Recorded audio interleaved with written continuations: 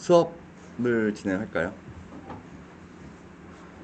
오늘은 그 베일로그라는 언어를 가지고 베일로그라는 하드웨어 설계 언어를 가지고 우리가 수업 시간에 봤던 싱글 사이클 밉스를 어떻게 구현할 수 있는가, 이 부분에 대해서 이제 소개를 하는 자리가 될 것 같고요. 기본적으로 이제 첫 번째, 지금 이게 파트가 2로 나눠져 있는데, 첫 번째 파트는 우리가 지금 수업 시간에 배웠던 내용들을 살짝 다시 리뷰하는 시간이고요. 립스 명령어 세트를. 그 다음에 파트 2에서 베릴로그 HDL이라는 하드웨어 설계 언어를 가지고 이 립스를 어떻게 구현하고 만들 수 있을 것인가, 그 부분에 대해서 설명을 하는 거예요. 지금 베일로그 HDL이라고 얘기했죠. HDL, 이게 하드웨어 디스크립션 랭귀지. 그래서 디스크립션이 영어로 기술이란 뜻이거든요. describe, 기술하다라는 뜻이죠. 그래서 HDL이라고 함은 여기서 의미하는 바는 하드웨어를 기술하는, 하드웨어의 기능을 기술하는 언어다. 그러면 여러분들 그 C나 자바 언어는 우리가 어떻게 얘기할 수 있겠냐? SDL이라고 부를 수 있겠죠. 소프트웨어를 기술하는 언어. HDL이든 SDL이든 우리가 구현하고자 하는 어떤 펑션, 기능을 C나 자바 또는 여기 하드웨어 HDL에서는 베일로그로 기술한 다음에 그 다음에 컴파일을 하면 C나 자바에서는 그 마이크로 프로세서에서 돌아가는 기계어가 이제 발생을 하겠죠. 생성이 되겠죠. 반면에 HDL을 사용하는 경우에는 컴파일을 하면 회로가 나와요. 네, 회로가 나오고 그 회로를 실제 칩으로 설계하든지 아니면 FPGA라는 프로그래밍이 가능한 칩에다가 업로드를 하면 그 칩이 실제 여러분들이 만든 칩이 되는 거예요.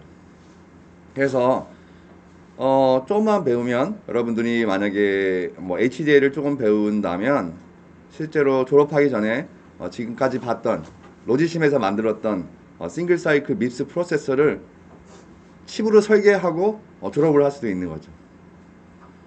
그러면 이력서에다가 32비트 싱글 사이클 밉스도 FPGA에서 설계해 봤다, 뭐 이런 식으로 쓸 수도 있겠죠. 어제 수업을 해보니까 굉장히 시간이 타이트하더라고요. 이 전체 파트 1과 파트 2를 다 커버하려니까 쉬는 시간 없이 2시간 동안 진행을 했었거든요. 그래서 오늘도 좀 빨리 얘기를 해야 될 것 같아요. 특히 파트 1 같은 경우는 우리가 수업 시간에 배웠던 내용을 간략하게 리뷰하는 내용이라서 크게 어떤 디테일하게 설명하지 않고 그냥 넘어가도록 하겠습니다. 그래서 첫 번째 파트 1은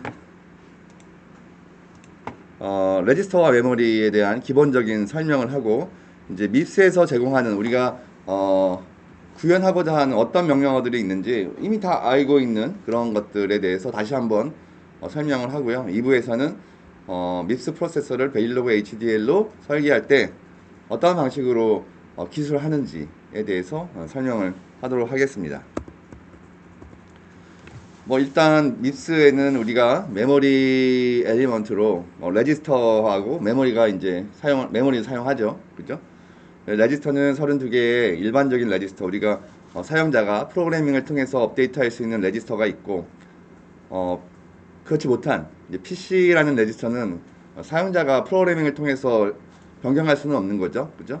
이 PC 같은 경우는 명령어를 통해서만, 브랜치 이퀄이라든지 점프 명령어를 통해서만 업데이트가 가능한 그런 레지스터인 거죠. 그죠? 맞죠? 자, 그리고 메모리도 이렇게 존재를 하고요.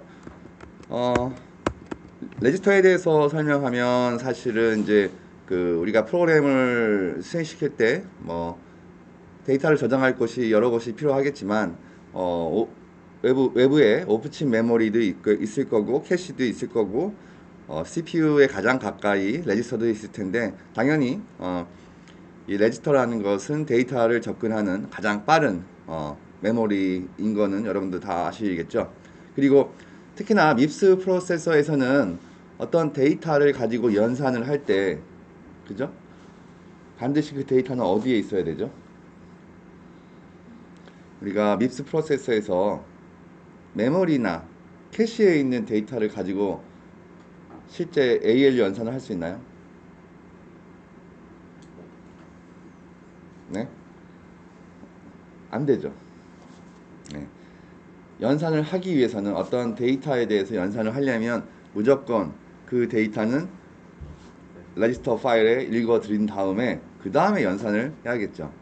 연산이라는 것이 이제 알타임 명령어가 주로가 될 텐데 거기에서 보면은 세 개의 오퍼랜드, 두 개의 소스와 하나의 데스티네이션을 기술하기 위해서 세 개의 레지스터를 사용하잖아. 그죠? 그 말은 모든 데이터, 연산에 사용되는 데이터가 반드시 레지스터에 있어야 된다라는 거를 의미하죠. 단 하나 차이가 있을 수 있겠네요. 이미디에이트 명령어 같은 경우는 명령어 자체에서 튀어나온 그 값을 또 연산에 사용할 수 있겠죠. 하지만 메모리 자체에 있는 값을 직접 연산에 사용하지는 않아요. 그래서 밉스 프로세서를 다른 말로는 뭐 로드 스토어 아키텍처라고 부르기도 합니다. 이런 특성 때문에.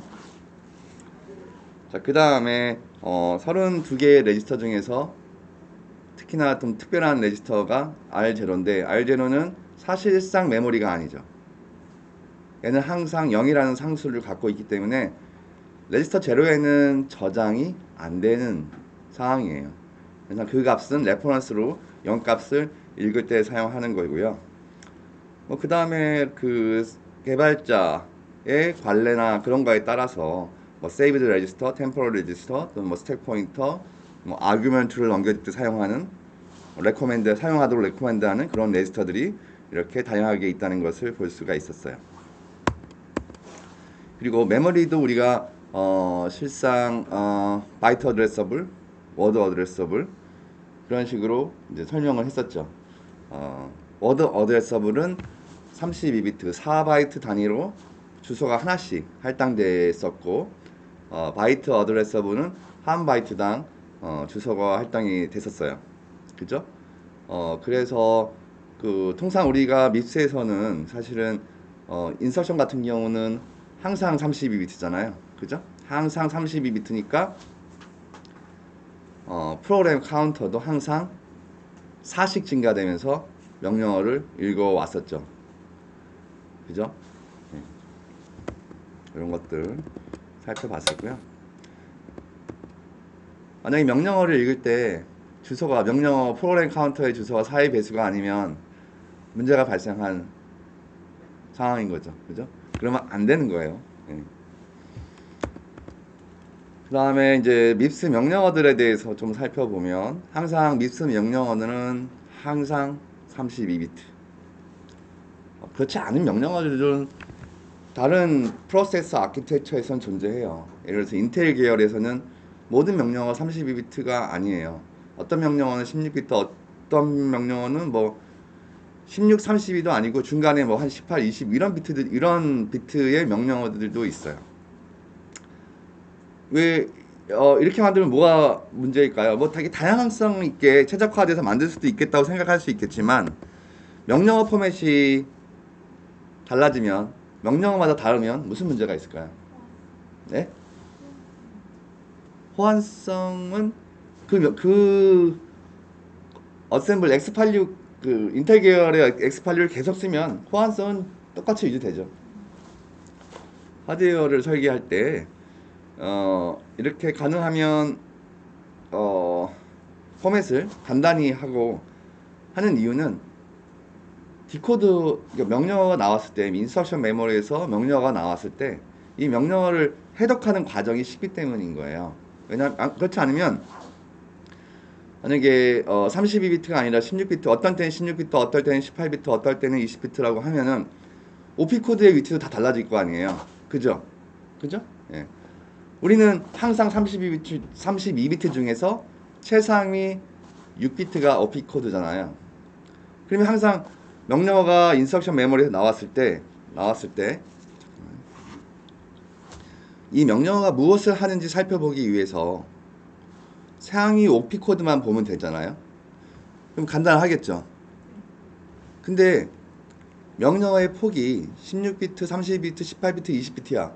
그럼 OP 코드가 막 어디 있는지 막 바뀐단 말이야. 명령어의 폭에 따라서. 그러면 그 인스트럭션에서 나왔을 때 어딜 봐야 되는지 어떻게 알겠어요? 그 때로는 32비트를 넘는 명령어도 있어.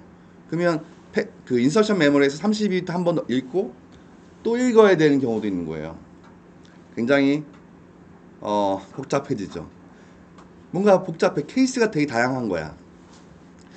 이렇게 복잡하다는 것은 뭐 어떤 특정한 명령을 하는데 최적화된 인스트럭션을 만들 수는 있겠지만 그 다양한 명령어들 간의 어떤 관계를 해석하는 것은 굉장히 복잡해지는 거죠.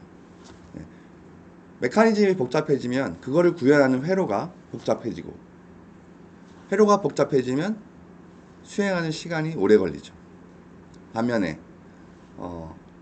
메커니즘이 간단하면 그걸 구현하는 회로가 심플해지고 잘 최적화돼서 그 회로의 수행 시간, 전파 시간, 처리 시간이 굉장히 작아질 수 있겠죠. 여기서도 보면 각각의 명령어들을 우리가 구성할 때 다른 목적에 따라 다른 포맷을 사용하긴 해요.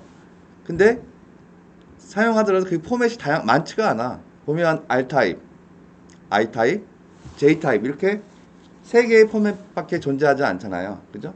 아주 최대한 심플하게 만들기 위한 노력이죠.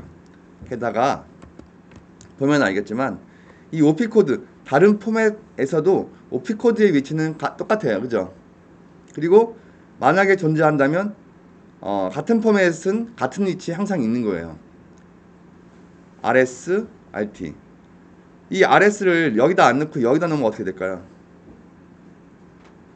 할 수는 있겠죠. 그죠? RT하고 RS를 바꿀 수도 있고 다양한테 디자인이 가능하겠지만 가능한 일관적으로 만들어 놔야지 우리가 만약에 이 I 타입일 때나 R 타입일 때 같은 곳에서 뽑아낼 수 있도록 만들어야지 좀 더 빠르게 회로를 구성할 수 있겠죠. 만약에 심지어는 여러분들이 로지심에서 회로를 구성할 때도 이 명령어 포맷에 따라서 RS의 위치가 다르다고 생각해 보세요. 그러면 R 타입일 때는 RS는 요 부분이고 I 포맷일 때는 요 부분이면 또 먹스를 뽑아가지고 막 뒤지고 볶고 해야 되겠죠? 그죠? 그렇게 좀 포맷이 다양해지고 복잡해지면 그거를 해석하는 회로가 굉장히 복잡해지고 시간이 많이 소모된다는 건 당연히 인식할 수가 있을 것 같아요. 그래서 밉스 프로세서의 설계 전략은 가능한 한 심플하게 그리고 가장 많이 사용하는 것들만 빠르게, 그게 이 밉스의 설계의 어떤 철학인 거예요. 밉스를 우리가 다른 말로 얘기할 때 리스크 머신이라고 불러요. 리스크, Reduced Instruction Set Architecture, 리스크라고 부릅니다. 네, 처음 들어봤나요?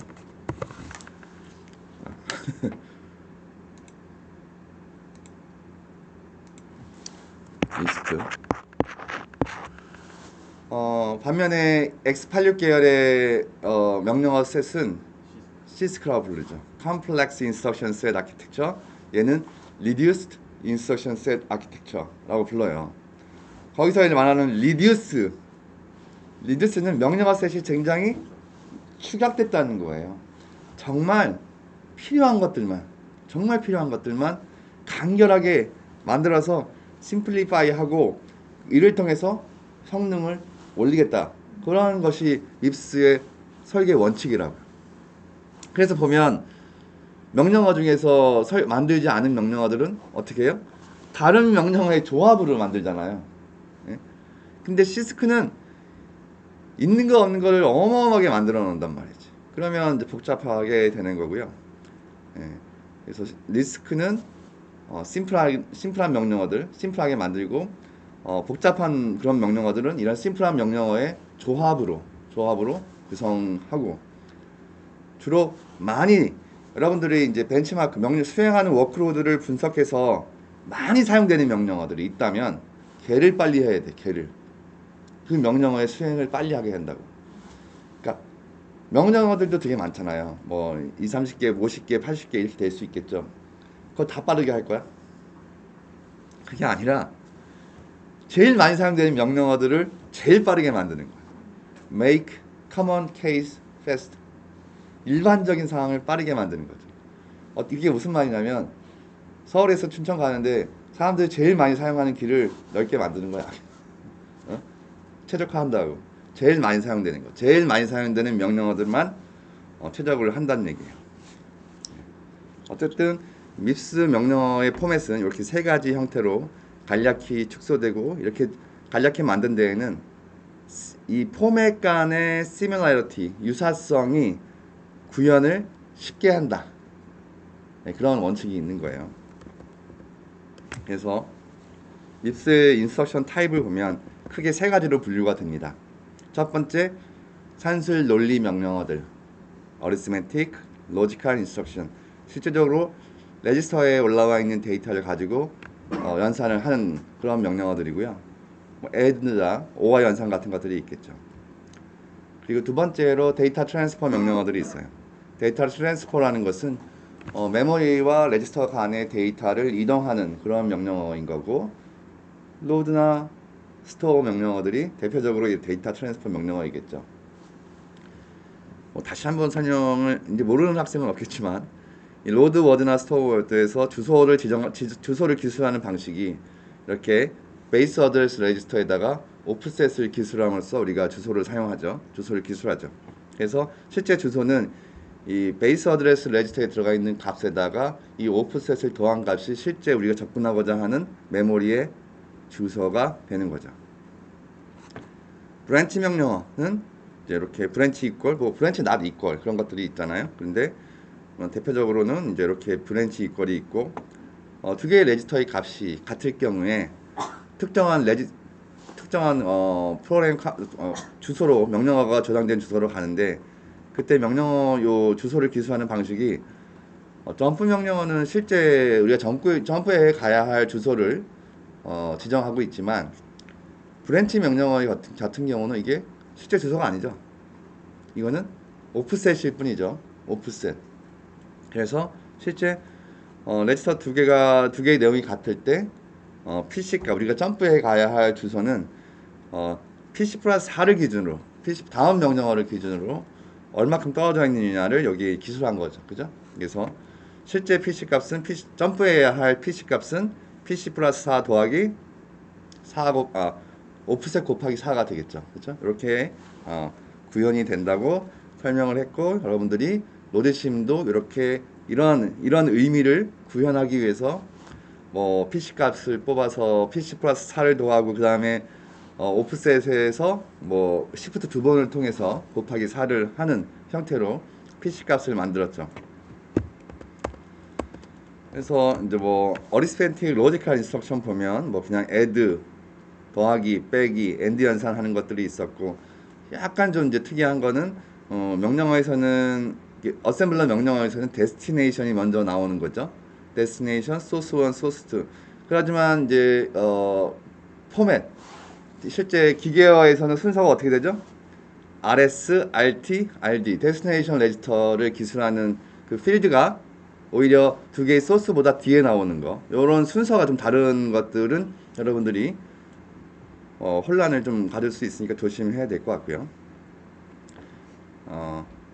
R타입으로 R타입 명령어인 산술 논리 명령어는 항상 3개의 오퍼랜드를 갖고 있고, 여기에는 2개의 소스와 하나의 데스티네이션 레지스터가 있다는 것을 알 수가 있고, 항상 이러한 오퍼랜드들은 제너럴 퍼포즈 레지스터 32개 중에 하나여야 된다는 거죠. 뭐 애드 하는데 거기 PC 값을 넣으면 안 된다는 거예요. 프로그램 카운터를. 그래서 실제 C 코드로 A, B, C가 이렇게 있을 때 A는 B 더하기 C라는 그 간단한 C 문장이 있을 때, 이거는 간단히 A add 레지스터 S0, S1, S2 이렇게 설명을 할 수 있겠죠. 다만 여기에는 저런 건 빠져 있는 거예요. 실제 변수는 메모리의 어떤 특정 위치에 불과합니다. 그죠? 네. 그래서 C라는 변수를 나타내는 메모리에 있는 데이터를 읽어서 레지스터 S2에 넣어야겠죠. 그리고 B라는 변수에 해당하는 메모리의 로케이션에서 값을 읽어서 S1에 넣을 거고요. 그 다음에 이제 이 읽어드린 데이터를 가지고 연산을 한 다음에 그 결과인 S0를 다시 A라는 변수, 즉 메모리 로케이션에 저장을 해야겠죠. 네. 좀 더 복잡한 코드들도 당연히 다수의 밉스 명령어들의 조합으로 얼마든지 만들어낼 수가 있을 거예요. 컴파일러는 이때 이제 변수하고 레지스터들의 관계를 잘 그 관계를 잘 갖고 있어야 된다고 얘기했는데, 그게 뭐냐면 이거예요. 변수 C에 해당하는 게 여기에 레지스터 S2고, 변수 B에 해당하는 매핑되는 것이 레지스터 S1이다. 이 매핑 관계를 안다면 로드, 스토어 이런 관계를 만들어낼 수 있겠죠. 그죠?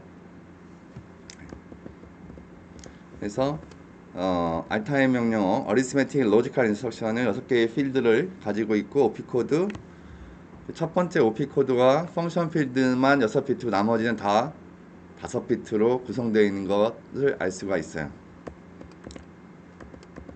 그리고 이제 실제 기계어 코드도 만약에 이렇게 add 레지스터 8, 레지스터 17, 레지스터 18로 이렇게 구성되어 있다면 요게 데스티네이션이잖아요. 그죠?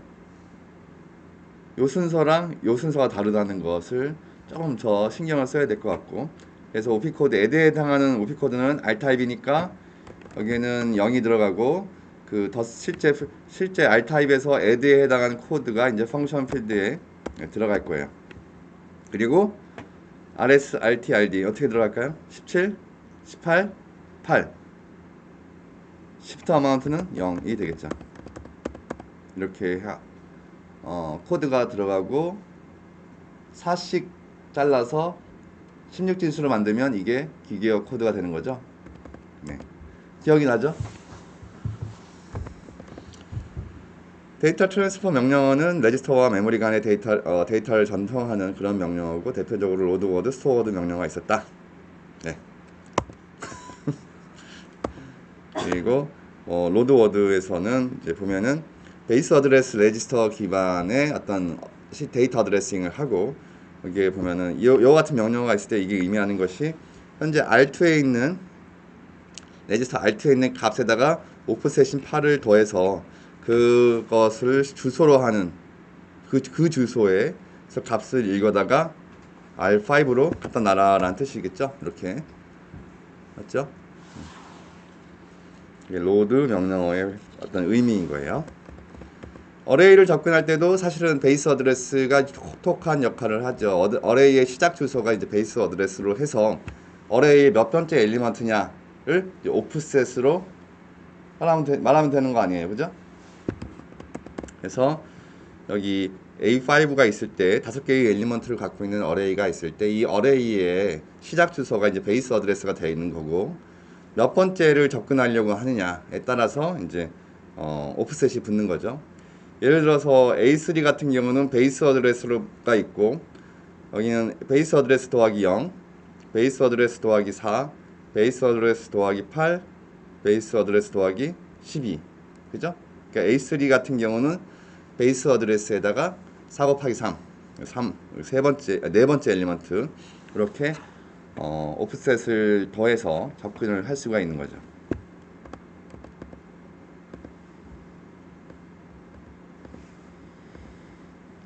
자, 여기 또 마찬가지로 기계어 코드를 얘기하는 건데 특별한 건 없습니다. 다시 한번 여기서 얘기하는 게 R타입하고 I타입 포맷이 굉장히 유사하지 않느냐, 이렇게 만든 이유가 있다 이거예요. 결국 명령어의 포맷 간의 유사성을 최대한 킵하려고 노력했다. 이렇게 이러한 유사성을 통해서 명령어 인서션 메모리에서 읽은 명령어를 디코딩 할 때, 해독할 때 이 읽어온 명령어가 어떤 걸 의미하는지를 파악할 때 좀 더 쉽게 우리가 그 명령어의 의미를 파악할 수 있다. 뭐 그런 걸 얘기하고자 하는 거죠. 이것도 이제 기계어 코드, 로드 워드 명령어의 경우에 이제 기계어 코드를 어떻게 바꾸는 것인가. 여기서 여러분들이 헷갈릴 수 있는 것은 RS가 얘가 RS냐 얘가 RS냐인데 어느 게 RS인가요? 갑자기 물어보면 기억이 안 날지도 몰라. 예? 이거? 베이스 어드레스가 RS예요. 그죠? 베이스 어드레스가 RS가 돼서 여기가 이제 8이 되는 거죠. 여기가 9가 되는 거고. 그죠? 예.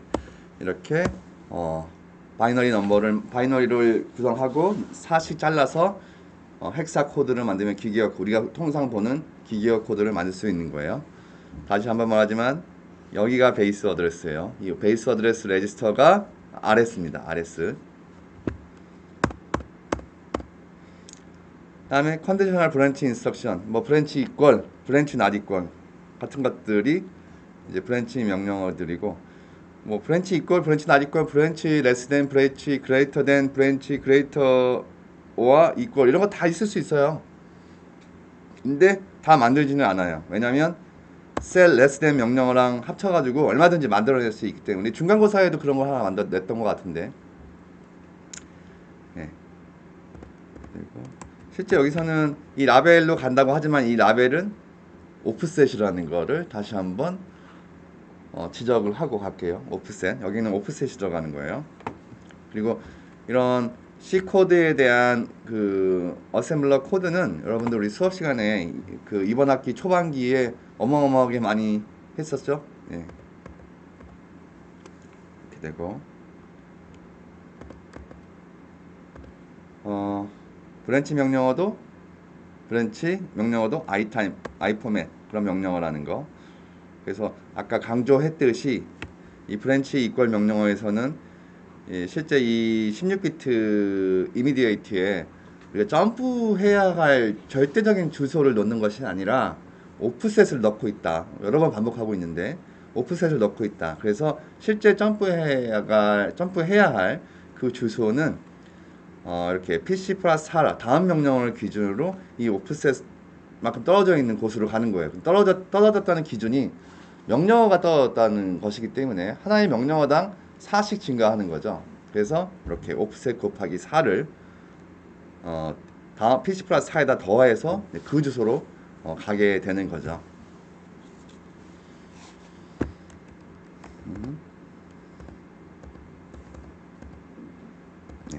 또 이제 기계어 코드 바꾸는 건데 이런 경우에 요 명령어를 기계어로 바꾸라고 할 수도 있겠네요. 그죠? 이런 시험 문제에 그러면 요 에러원을 실제 계산하면 1이잖아. 이거 계산하고 그 다음에 기계어로 바꾸면 이렇게 되는 거죠.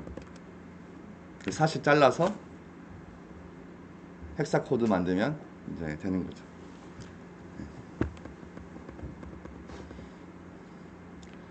브랜치 낫 이퀄이나 브랜치 이퀄이나 어떤 같냐 안 같냐 등가에 대한 비교만을 제공하고 있지만 실제로는 셀 레스 댄 같은 거를 이용하면 우리가 다양한 형태의 뭐 크냐 작냐 크거나 같냐 뭐 이런 것들도 요 두 개를 조합하면 얼마든지 만들어낼 수 있다라는 걸 얘기할 수 있겠고요. 여기 보면은 Why not include a BLT instruction? BLT가 branch less than이겠죠. BLT less than. 이거 왜 하드웨어로 이런 명령어는 왜 안 만들어 놓는 거야? 라고 이제 얘기할 수가 있지만 사실상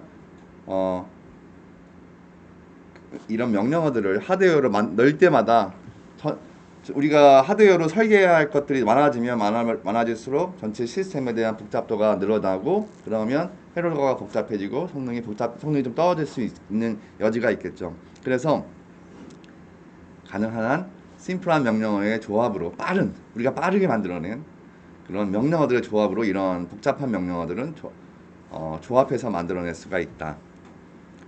만약에 이 BLT가 어마어마하게 사용된다. 진짜 실제 명령어들을 봤더니 애플리케이션을 봤더니 BLT라는 그 명령어가 굉장히 많이 사용되네. 그러면 넣을 수도 있어요. 하드웨어 설계에 집어넣을 수 있겠죠. 근데 많이 사용되지 않는 경우에는 굳이 설계에 집어넣지 말고 기존에 돌아가는 명령어들의 조합으로 이거를 구현을 하는 거죠.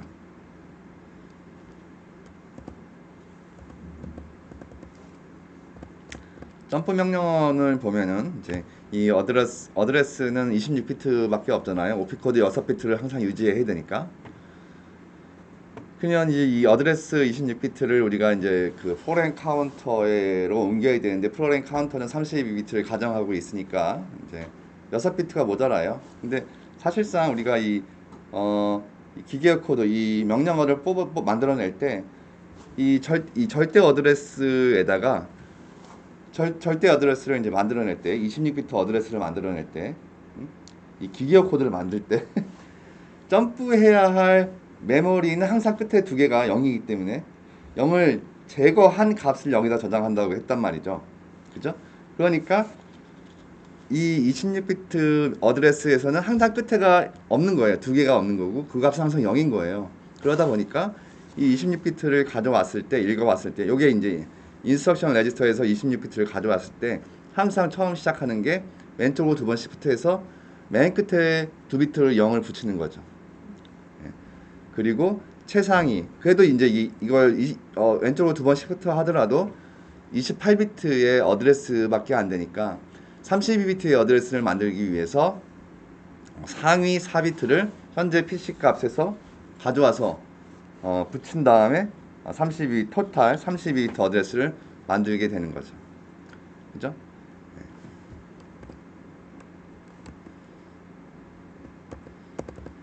그리고 이제 기계어를 만들 때 보면 점프 L5로 가는데 L5의 주소가 이거라고 생각해 봅시다. 실제 주소가 이거라고 치면 이거 보면 항상 아시겠지만 맨 끝에가 0000 그 중에 두 개는 항상 000인 거잖아요. 그죠? 00인 거죠. 그래서 내가 점프할 곳의 주소를 실제 이 기계어 코드를 바꿀 때는 이 실제 주소로부터 맨 끝에 두 개를 빼야 돼요. 그거 어떻게 하면 되죠? 이때는 오른쪽으로 두 번 시프트 해버리면 맨 끝에 있는 0 두 개가 날아가겠죠. 이쪽으로 두 번 미는 거. 그죠? 이렇게 두 번 밀면 이쪽 LSB 쪽에 있던 두 비트 날아갈 거 아니에요. 그죠? 이렇게. 그래서 요 두 비트를 두 번 밀어서 두 비트 날려버리고 그거를 여기에다가 저장을 하는 거죠. 이렇게. 그죠? 반대의 개념인 거죠. 아까 했던 거랑. 그죠? 명령어에서 어드레스를 만들어내는 과정하고 실제 코드에서 점프해야 할 주소를 알고 있을 때 이거를 가지고 기계어 코드를 만들어내는 거 반대의 과정인 거죠. 예.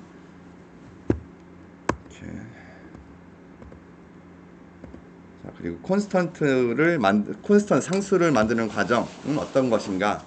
대부분의 이제 여러분들이 코드를 짰을 때 상수라는 값들이 그렇게 큰 상수 값을 사용하지 않는 경우가 대부분이라고 해요.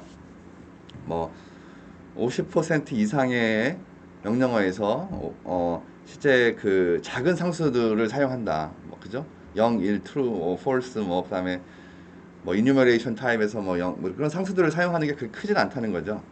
그래서 대부분 16비트만 있어도 충분히 표현할 수 있는 그런 상수들이고 이런 경우에는 이미디에이트 명령어들을 이용해서 상수를 포함한 연산을 수행할 수 있겠죠. 직접. 그죠? 이런 것들은 그냥 addI로 구현되는 거잖아요.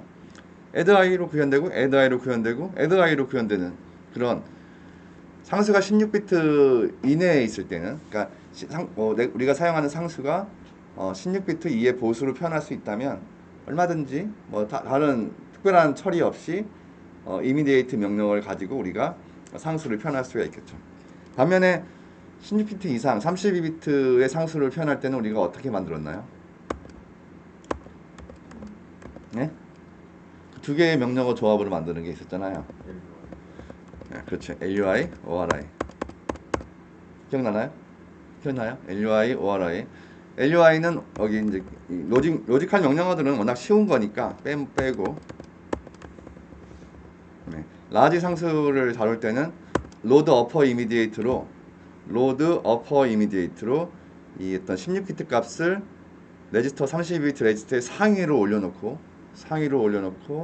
그 다음에 ORI로 나머지 16비트를 하위로 인서션 시키는 그런 조합, 이 두 개의 명령어의 조합으로 32비트 상수를 만들어낼 수 있었죠. 그죠? 네. 빠르게 리뷰를 하고 있어서 조금 뭐 정신 못 차릴 수도 좀 있을 수는 있겠는데, 우리가 이런 명령어들은 좀 많이 봐왔던 거고, 실제 로지심으로 그 프로세서를 구현하면서 자세히 봤기 때문에 예, 특별히 그렇게 문제가 될 것 같지는 않아요. 시프트 명령어는 레프트 시프트, 라이트 시프트 있고 로지컬 있고 어리스메틱 있었잖아요. 그렇죠? 여기서는 크게 어려운 부분은 없었는데 좀 하나만 이제 짚고 넘어가자면 라이트, 어리스메틱 시프트, 그죠? 라이트 이쪽으로 어리스메틱 시프트 하는 경우에, 그러니까 MSB 쪽으로 새로운 값이 들어올 때가 있잖아요. 그렇죠? 그때 논리와 어리스메틱이 달라요. 논리는 MSB의 쪽으로 들어오는 값이 뭐예요? 0이잖아요. 무조건 0이죠. 근데 어리스메틱일 때는 새로 이 MSB 쪽으로 들어오는 값이 뭐예요? 부호. 그게 몰라도 얘기할 것 같아. 0 아니면 부호겠지 뭐. 그죠? 부호가 들어온다는 것만 다르고 나머지는 다 똑같아요. 항상 이쪽으로 밀 때는 항상 0이 들어가니까 어리스메틱이나 로지컬이나 관계가 없는 거야. 이쪽으로 밀 때는. 네? 이쪽으로 밀 때가 이 MSB에 들어가는 값이 0이냐, 로지컬이면 0이고 어리스메틱이면 산술, 부호가 들어가는 거죠. 요거 말하는 거죠. 이렇게 MSB 쪽에 새롭게 들어가는 그 값이 논리 시프트일 때는 0이지만 산술 시프트일 때는 최상위 부호 비트에 따라서 이게 0이든 1이든 들어가는 값이 결정이 된다.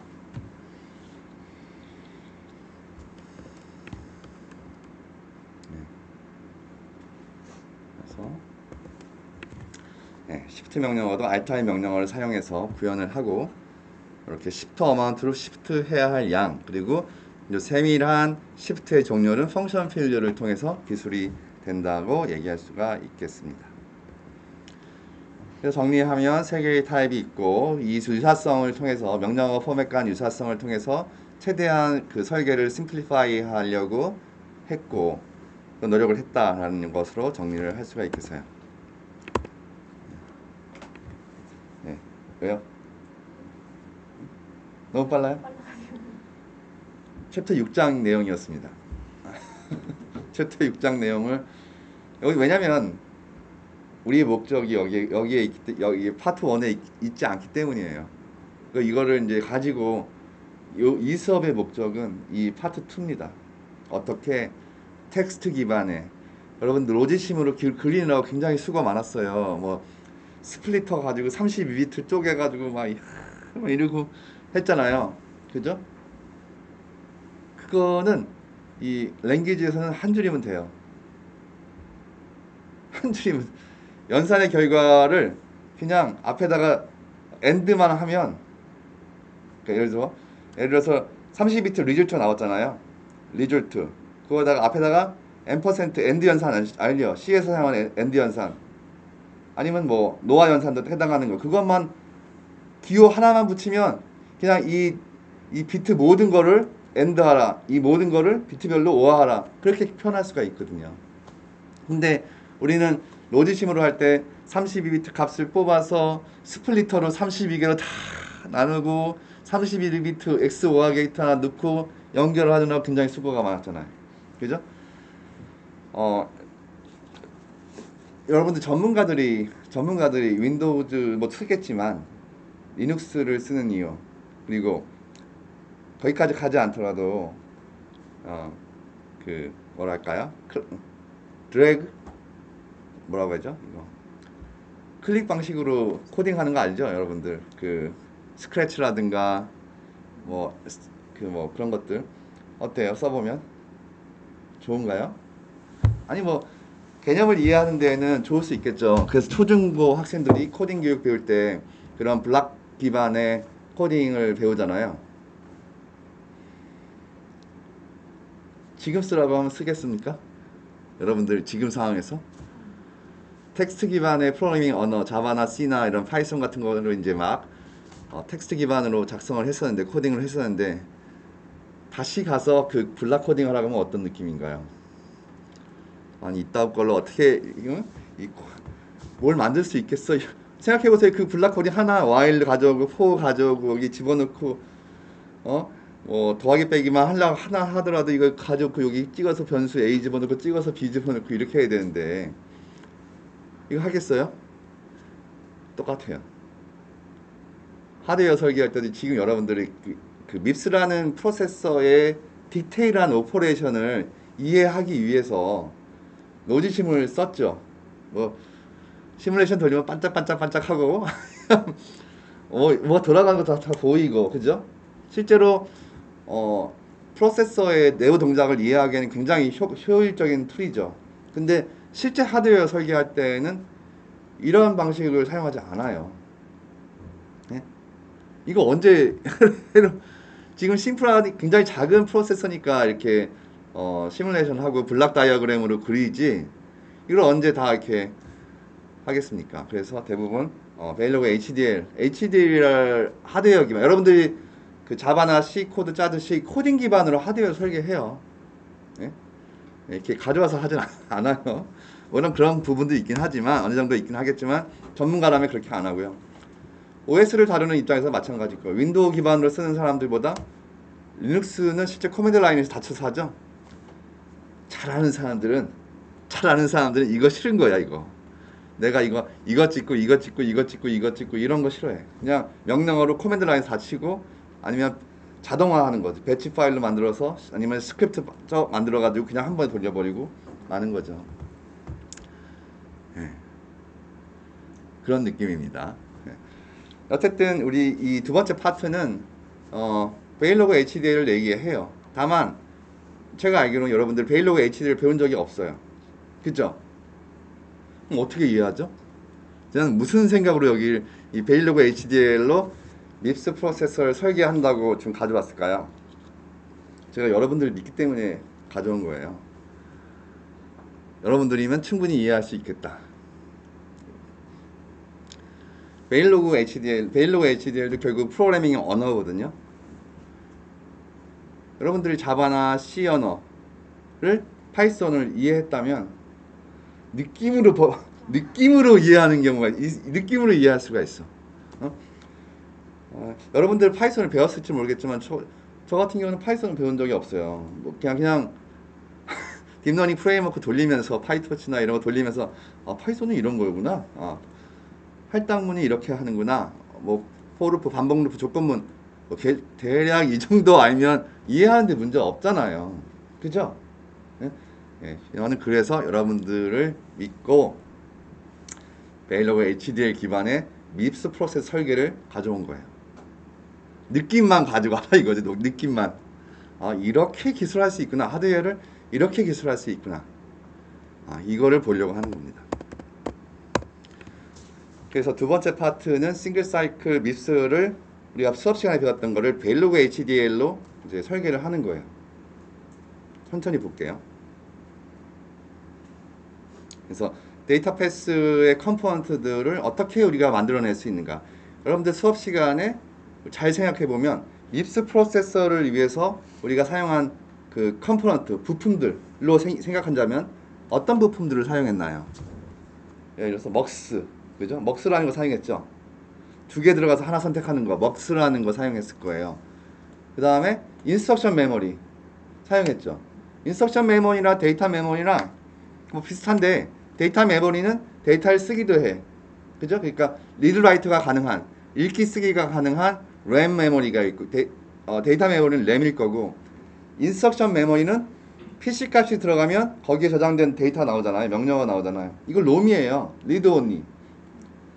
그러니까 그런 롬도 필요하고 램도 필요하겠구나. 그 다음에 먹스도 필요하겠구나. 그 다음에 ALU라는 부품도 필요하죠. 그 다음에 덧셈기도 필요하겠구나. 그죠? 덧셈기. 왜냐면 언제 필요하죠? PC는 PC 플러스 4 더할 때 더하잖아요. 더한 거. 뭐 추가적으로 시프트도 뭐 사용하고 뭐 이렇게 할 수는 있겠죠. 그냥 그런 부품들이 어떤 것들이 있나를 보면 이런 부품들이 필요한 거예요. 32비트 덧셈기,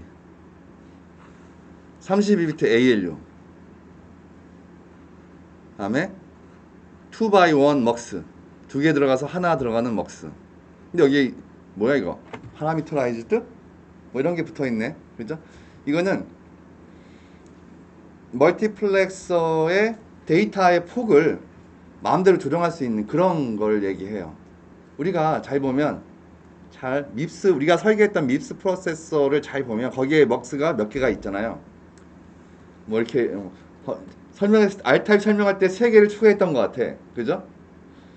mem투레그. 그러니까 데이터 메모리에서 읽은 걸 갈 거냐, AL 결과를 선택할 거냐. 맨 끝에 있던 거, 맨 이쪽에. 그 다음에 ALU에 입력으로 들어가는 것 중에 레지스터 파일에서 읽은 걸로 선택할래? 아니면 이미디에이트 확장한 거 선택할래? 그거. 그 다음에 RT를 A3로 보낼래? RD를 A3로 보낼래? 이렇게 세 개의 먹스가 대표적으로 있었잖아요. 이 세 개의 먹스의 데이터 폭이, 비트 폭이, 입력, 출력, 비트 폭이 다 같아요? 다 다르진 않고. 다 다르진 않. 이 세 개가 세 개 다 다르다고? 아니야. 모는 30이고 모는 몇 비트일까요? mem트래그는 32. ALU 소스 먹스 있잖아. 그 ALU 입력으로 들어가는 거 그럼 몇 비트야? 32죠. 그러면 뭐가 남았어? RT, RD 중에 선택하는 거 그럼 몇 비트죠?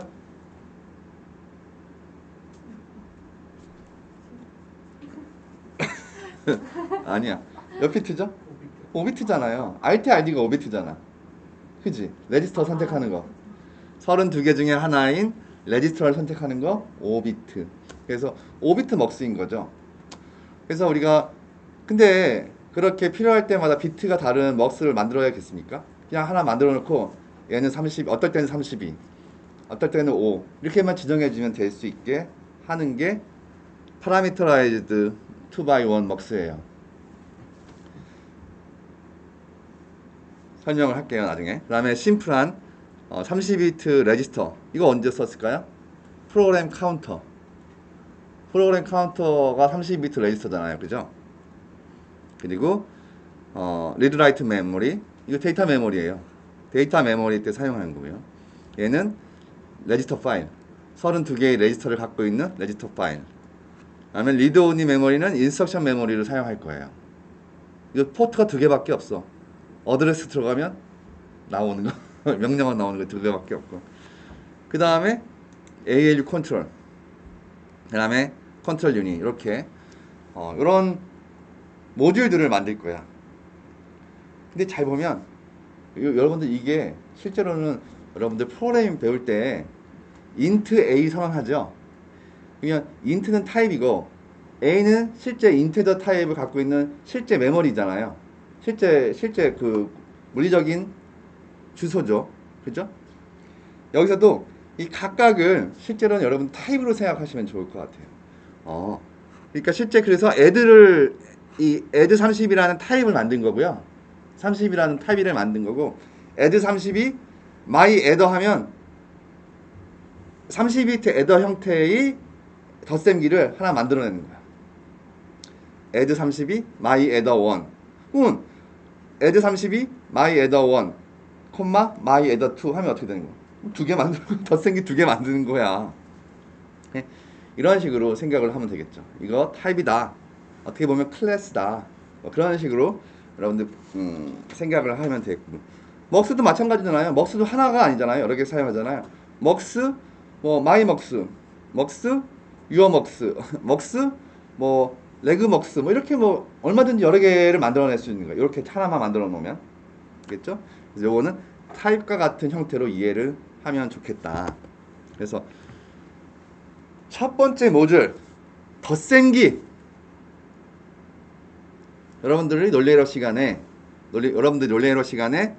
많이 배웠을 거예요. 할프, 할프에더, 풀에더, 한국말로 전가산기, 반가산기, 입력이 들어오면 캐리인이 들어오면 익스클루시브 오어가 어쩌고 저쩌고 엔드 오어 게이트가 어쩌고 저쩌고 이런 식으로 덧생기 배우지 않았나요? 그죠? 배웠죠? 그러면 그걸 알아야지 덧생기를 만들 거 아니야. 그것도 한 비트야. 그거 본 거 한 비트야.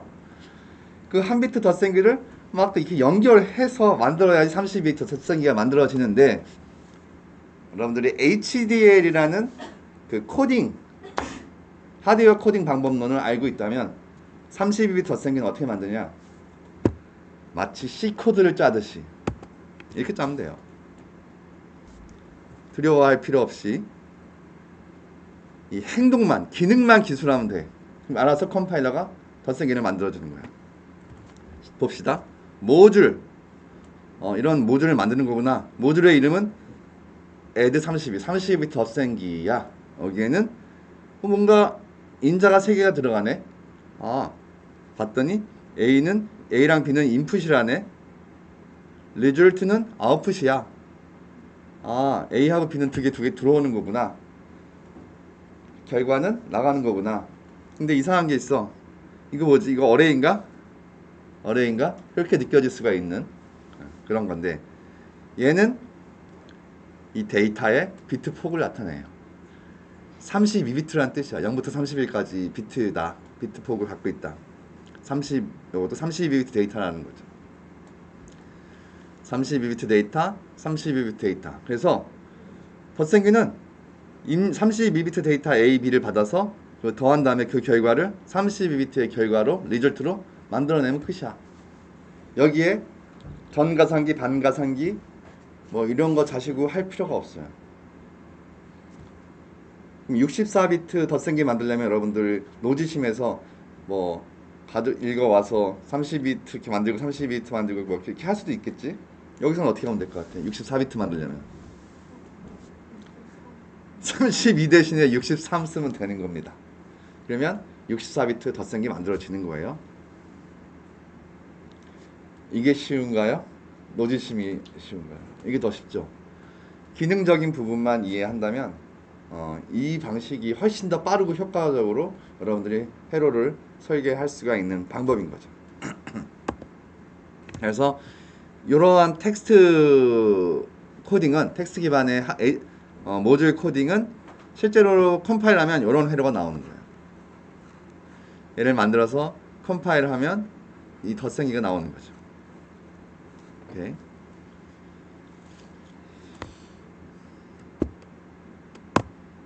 이제 여기에는 캐리 인이랑 캐리 아웃을 사용하고 있지 않죠?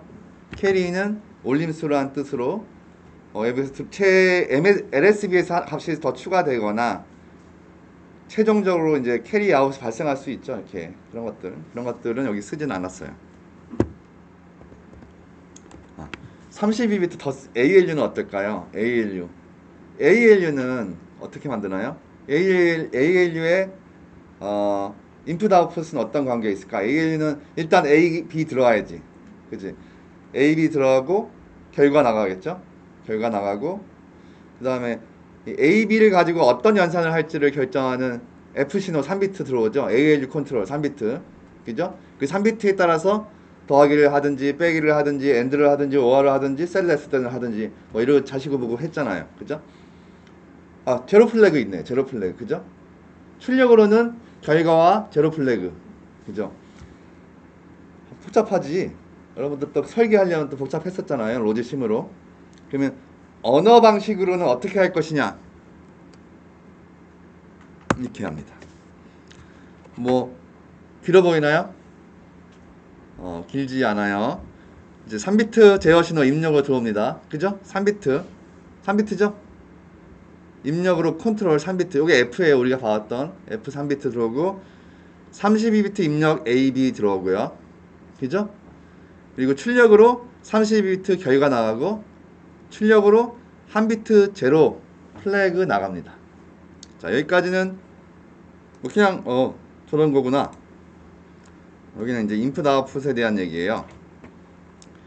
그리고 이거 봤더니 똑같은 게 두 개가 반복되는데 이거 잘못 쓴 거 아닌가요? 라고 얘기를 할 수 있지만 잘못 쓴 건 아니고요. 이거는요, 그러니까 기계적으로 여기 보면 always라는 게 있는데 always라는 구문 요 안에 always 안에서 할당받는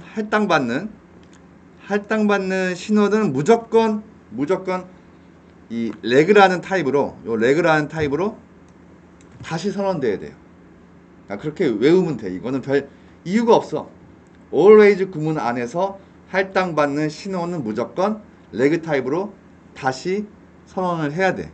여기 위에 있지만 아웃풋으로 선언됐지만 result랑 제로 플래그가 아웃풋은 선언됐지만 이 always 구문 안에서 할당받는다면 이건 다시 한번 레지스터 타입, 레그 타입으로 다시 재선언해야 된다. 그 정도만 이해하시면 좋을 것 같고, 자, 틀에서 들어봤더니 always라는 이상한 구문이 있어요. 여러분들 always는 영어로 무슨 뜻인가요? 뭐라고? 항상 틀릴까봐 얘기 안 하네. 항상 always 항상 뭘 수행하라는 뜻이야. 뭘 수행하냐면 요 골뱅이 다음에 나오는 신호들 A 또는 B 또는 이 컨트롤이라는 입력 신호 값이 바뀔 때마다 항상 이걸 다시 수행하라는 뜻이야. 오케이?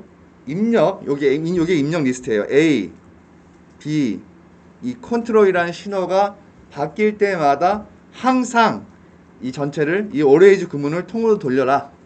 이게 왜 그러면 왜 always라는 그런 개념을 도입했을까? 왜 always라는 개념을 도입했을까? 보면 자, 하드웨어가 있다고 칩시다. 여기 회로가 있어요. 회로. 입력들이 들어가겠죠. 출력들이 나올 거예요. 그럼 이 회로는 입력이 바뀌면 항상 출력이 바뀌지 않아요? 여기 입력이 A, B, 그 다음에 컨트롤 회로가 있고 결과, result, 제로라는 출력이 있을 텐데 회로를 생각하면 간단합니다. 입력이 바뀌면 항상 출력은 바뀔 수밖에 없어요. 그러니까 입력이 바뀔 때마다 출력을 다시 계산하는 뜻이에요. 그러니까 이게 다른 의미가 없어요. 입력이 바뀔 때마다 A, B, 컨트롤이라는 입력이 바뀔 때마다 결과가 바뀔 테니까 바뀔 수도 있으니까 다시 계산하라는 뜻입니다. 별게 아닙니다. 이렇게 이해하면 되겠죠. 그리고 always 구문 안에 들어오면 이거는 이미 여러분들이 알고 있는 세상이야. C나 자바에서 케이스문 알죠? 케이스 이 컨트롤의 3비트 컨트롤 값에 따라서 케이스문 하는 거잖아.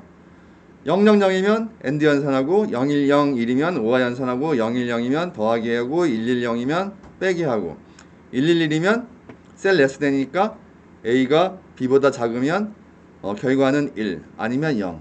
그죠? 이렇게 만들고 여러분들을 그렇게 힘들게 만들었던 제로 플래그 만드는 것은 만약 결과가 0이면 제로는 1 이렇게 한 줄에 끝나버리는 두 줄이네요. 그 다음 주 else 제로는 0. 그죠? 스플리터 가지고 스플리터와 노아를 가지고 만들었던 그런 회로는 이걸로 끝나는 거예요. if 결과가 0이면 제로가 1이다. 이렇게 이해할 수 있겠죠?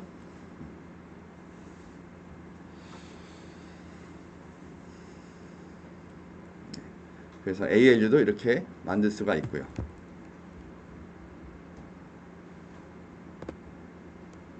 그래서 만든 게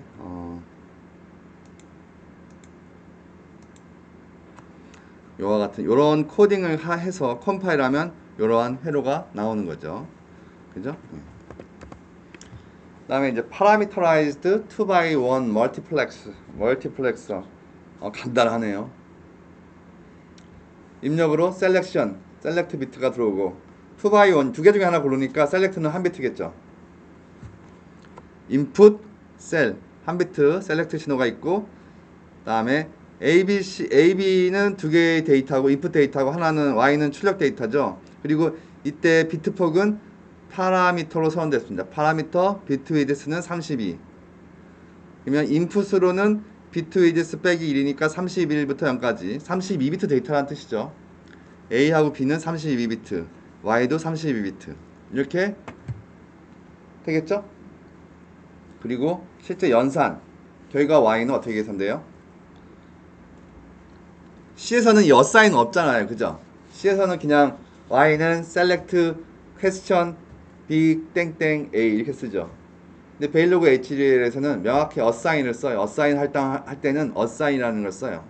assign Y는 select가 1이면 Y는 B가 Y로 나가고 select가 0이면 A가 Y로 나간다. 이게 먹스잖아요. 그죠? 먹스. 이렇게 해서 컴파일하면 또 이런 회로가 나오는 거죠.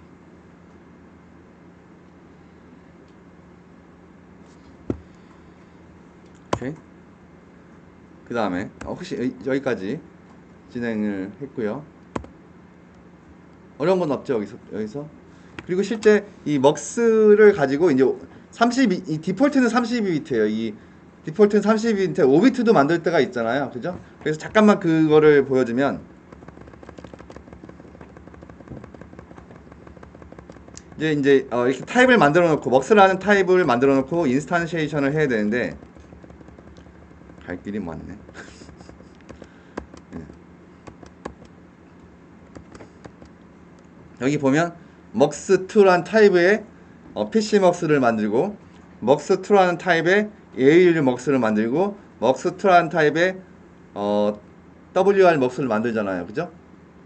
이게 인스탄시에이션 하는 거예요. int A, int B, int C라는 자리파가 없어요. 이건 다 먹스예요. 두 개 들어가서 하나 나가는 먹스인데 여기에 보면 더 샵 5, 샵 30이 써있죠. 이게 파라미터를 넘겨주는 거예요. 이걸 안 쓰면 그냥 디폴트 32비트가 되는 거고 이걸 쓰면 요 30이라는 값이 그 파라미터로 선언된 비트 폭에 들어가는 거야. 그럼 얘는 32비트 먹스, 32비트 먹스지만 얘만 5비트 먹스죠. 보면 RT, RD가 들어오죠. 입력 두 개 입력으로. 그죠? 요거는 이제 A3로 들어가는 값일 거고 셀렉트 시그널은 레그 데스티네이션. 맞죠? 이게 5비트. 이렇게 해서 먹스를 타입을 설계를 잘 해놓으면 파라미터라이즈드 된 이제 이렇게 파라미터를 넘겨줌으로써 다양한 형태의 비트 먹스, 비트 타입, 비트 폭을 갖고 있는 먹스를 만들 수가 있다.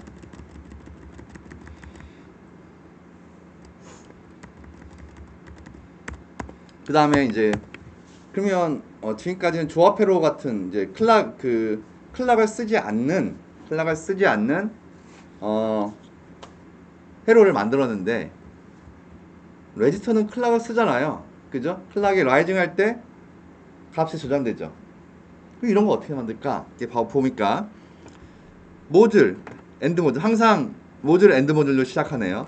그리고 이름 레지스터 32비트 레지스터 클락, 리셋, 입력, 출력 이렇게 4개가 있어요. 클락은 이제 저장할 타이밍을 알려주기 위해서 사용되는 거고 리셋은 제가 로지심에서 버튼 누르면 초기화 되는 거 있죠. 그 버튼 꾹꾹 누르면 00 되는 거 그거를 의미해요. 그거 신호가 딱 들어가면 초기화 되잖아요. 0으로 그걸 의미해요. 그리고 입력과 데이터 입력과 데이터 출력이 있겠죠. 그래서 데이터 입력은 32비트, 데이터 출력은 32비트.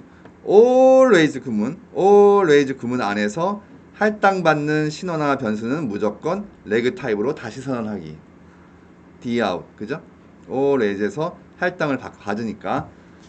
그래서 보니까 always 항상 이거를 수행해라. 언제 수행하냐? always 언제 수행하냐? 항상 수행하는데 언제 수행하냐면 요때. 예. 이게 뭔가 발음 이해하기도 좀 어렵죠. 포세이돈 이게 썼어요. 그죠? 클락. 근데 클락과 관련된 거야. 그치? 근데 무슨 뜻일까?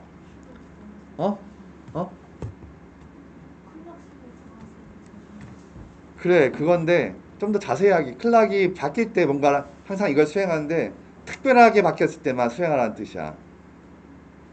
항상 언제 하냐면 always at 클락이 이게 두 단어의 합친 거예요. positive edge에서 positive edge 요거는 여기 의미하는 것은 positive edge 신호가 클락이 뛰거나 이렇게 바뀌잖아요. 그죠? 포저티브 엣지가 의미하는 것은 요 엣지를 나타나는 거고요. 네거티브 엣지는 떨어지는 걸 나타내는 거예요. 그러니까 얘는 클락이 라이징 할 때, 클락이 탁 0에서 1로 바뀔 때에만 이걸 수행하라는 뜻이에요. 클락이 라이징 할 때마다 항상 클락이 0에서 1로 바뀔 때마다 포저티브로 뛸 때마다 항상 이거를 수행하라. 레지스터는 클락이 라이징 엣지에서 값을 저장하잖아요. 그죠? 클락이 라이징 할 때 입력 데이터를 저장하거든요. 그러니까 그 의미를 그대로 가져와서 클락이 라이징 할 때 데이터 입력을 저장하고 전파시키게 되는 거죠. 그래서 클락이 라이징 할 때마다 들어와서 만약 리셋 시그널이 1이 돼 있다면 여기 저장된 값을 0으로 초기화하고 그렇지 않다면 입력 값을 dout에 저장하고 전파시켜라 라는 뜻인 거예요. 그렇죠? 클락이 라이징 할 때마다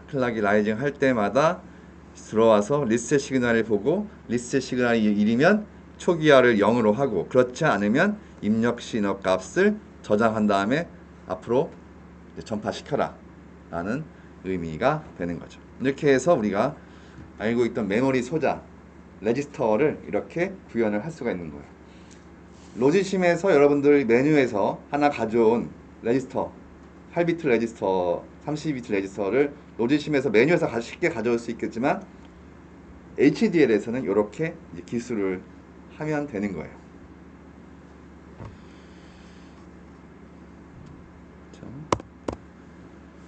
그 다음에 이제 여러분 느낌만 가지고 갑시다. 여러분들 이거를 이번 1시간에 다 이해를 할 수는 없을 거예요. 당연히 이거 시험에 나오는 거 아니에요, 여러분. 부담 갖고 생각하지 마시고요. 이미 우리가 배워야 할 내용은 지난 수업 시간까지 끝난 거고요. 이번 시간은 제가 좀 더 실무에서 사용할 수 있는 그런 것들에 대한 얘기를 하려고 이 HDL을 가지고 온 거예요. 노지심을 회사에서 삼성전자에서 노지심으로 그리고 있지는 않으니까. 예? 그래서 실제 상업체에서는 어떻게 회로를 설계하는가를 얘기를 하고 싶어서 가져온 거고요. 느낌만 가져가도록 하겠습니다. 만 가져가려고 하는데 이 메모리부터는 좀 어려운 복잡한 부분들이 있어서 딱 그냥 키포인트만 이런 거구나 뭐 이렇게 생각하는 걸로만 넘어가도록 할게요. 데이터 메모리 램32는 당연히 메모리이기 때문에 저장을 해요. 저장을 하면 클락이 들어가야겠죠. 무조건 클락이 들어가요. 입력으로 클락도 들어가고 메모리 리드 나 메모리 할 거야 읽을 거야 라는 제어 신호 들어가고 맵라이트 그죠? 여러분들 썼었죠. 밉스에서 라이트 이네이블로 들어가는 맵라이트 같은 것들 들어가고요. 접근하고자 하는 어드레스 메모리 어드레스 들어가고 쓸 데이터 인 들어가고 데이터 메모리에서 읽은 데이터 아웃 나오고요. always 구문 안에서 할당되는 변수 데이터 아웃은 always 구문 안에서 할당을 받기 때문에 레그 타입으로 재선언이 돼야 됩니다. 중요한 것은 우리가 사용하는 이 메모리는 큰 메모리가 아니에요. 32개의 워드를 갖고 있는 그런 메모리에 불과합니다. 작은 메모리죠. 그죠? 근데 재밌는 것은 이 램 어레이를 보시면 앞에 우리가 알고 있는 어레이 구문 같은 게 있고 뒤에 이렇게 있어요. 이거 뭐야? 이상하죠? 이 메모리 어레이 이거 참 특이해. 그죠? 앞에도 있고 뒤에도 있어. 근데 이 앞에 나온 건 아까 뭐라고 그랬죠? 데이터의 폭이라고 했어요. 그죠? 데이터의 폭 32비트 비트 폭이야. 이거 데이터 하나마다 의 폭인데 32비트 데이터가 32개 있는 거야. 이게 어레이야. 실제로는 요 뒤에 붙은 게 어레이 노테이션인 거예요. 그래서 우리는 이 메모리에는 32비트 데이터가 32개 있다 라는 걸 얘기할 수가 있겠죠. 요거는 어레이, 이게 진짜 어레이예요. 요거 아시겠죠? 요게 어레이예요. 그래서 여기는 이 맴 어레이를 접근할 때는 정말로 여러분들이 C에서 어레이 접근하듯이 맴 어레이 뭐 0, 그러면 제로 번째, 제일 첫 번째 엘리먼트를 읽는 거고요. 맴 어레이 1 하면 두 번째 엘리먼트를 읽는 거예요. 이런 식으로. 그리고 이제 이 맴 어레이의 주소는 이 어드레스에서 가져와야겠죠. 접근하려고 하는 어드레스. 그죠? 근데 보면 알겠지만 항상 끝에 두 개는 뭡니까? 00이잖아요. 날려버려야지. 날려버리고 쓸 필요가 없어. 그죠? 날려버리고 세 번째 비트부터 가져오는 거예요. 근데 우리가 어레이가 32개밖에 데이터가 32개밖에 없거든. 그럼 32개밖에 없으면 주소가 몇 개 필요한 거야? 5개밖에 안 필요해. 그죠? 그래서 두 번째 비트부터 아니 세 번째 비트인 2부터 2, 3, 4, 5, 6 이렇게 5개를 이 어드레스 필드에서 가져오는 거예요. 이게 실제 요 맴 어레이의 인덱스가 되는 거겠죠. 얘가 여기서 어드레스에 전체 어드레스 필드에서 요 비트에 해당하는 것만 딱 뽑아서 가져오는 게 이게 실제 이 맴 어레이의 인덱스가 되는 거예요. 그래서 읽을 때 보면 맴 리드 할 때 보면 요 녹색 부분만 봤어요. 녹색 부분만 봤을 때 맴 어레이, 맴 오프셋 주소 들어가죠? 실제 인덱스 맴 오프셋이 인덱스가 되고 맴 어레이가 실제 어레이였잖아요. 그죠? 예. 그래서 맴 어레이의 몇 번째 데이터를 가져와서 출력으로 뽑아내라. 이건 거예요. 이런 거고. 이게 리드 하는 거고. 라이트 할 때는 클락이 항상 연동돼야 되니까 메모리에 쓸 때는 클락이 항상 연동돼야 되기 때문에 클락이 라이징 할 때마다 만약에 맴 라이트가 1이라면 쓰는 것을 허용했다면 요 어레이의 요 인덱스에다가 값을 입력 데이터를 저장해라. 이거예요. 어레이만 보시면 녹색만 보시면 돼요. 녹색만. 읽을 때는 맴 어레이로부터 값을 읽어내는 거고 저장할 때는 클락이 뜰 때마다 맴 라이트가 1이면 입력 데이터를 이 어레이에 저장하고 있죠. 이때 어레이의 인덱스는 맴 오프셋. 맴 오프셋은 요거 실제 어드레스에서 맨 끝에 0 2개 뺀 거 이거 된다는 거예요. 아시겠죠? 핵심만 이렇게 데이터 메모리를 만드는구나. 그렇게만 이해를 했으면 좋겠습니다. 이거 다 이해할 수는 없어요, 여러분들. 지금 현 상황에서. 예. 아시겠죠? 그리고 레지스터 파일도 메모리랑 똑같아요. 우리가 지금 왜냐하면 데이터 메모리에 32비트 데이터 32개만 저장할 수 있는 메모리를 만들었던 거잖아요. 그죠?